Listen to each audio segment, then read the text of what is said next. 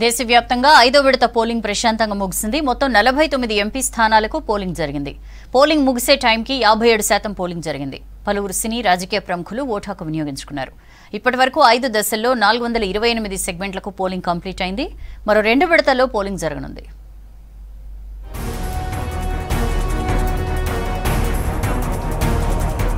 దేశంలో 5వ విడత ఎంపీ ఎన్నికల పోలింగ్ ప్రశాంతంగా ముగిసింది. మొత్తం 8 రాష్ట్రాలు, కేంద్రపాలిత ప్రాంతాల్లోని 49 ఎంపీ స్థానాలకు పోలింగ్ జరిగింది.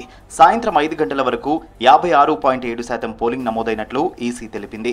అత్యధికంగా పశ్చిమ బెంగాల్లో 73% పోలింగ్ నమోదైంది.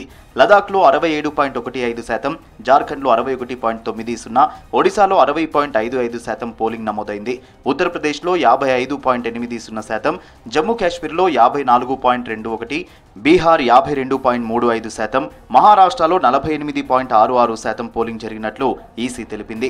సాయంత్రం 6 గంటల వరకు క్యూలో ఉన్న వారికి ఓటు వేసే అవకాశం కల్పించారు అధికారులు. దీంతో పోలింగ్ శాతం మరింత పెరిగే అవకాశం ఉంది.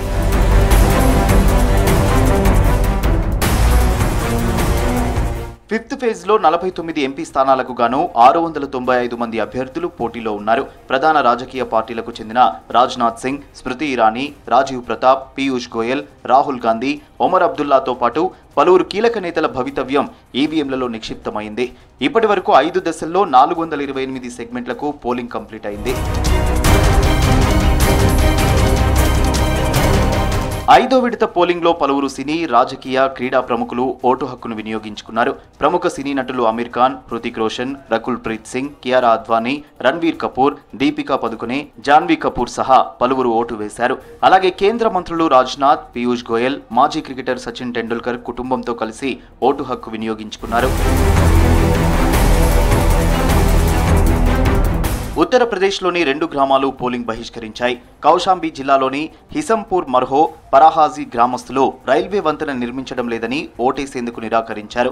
అలాగే జార్ఖండ్లోని కుసుంబా గ్రామంలోని 2000 మందికి పైగా ఓటర్లు ఓటు వేయలేదు. గ్రామంలో ఎలాంటి అభివృద్ధి పనులు జరగడం లేదంటూ ఎన్నికలు బహిష్కరించారు.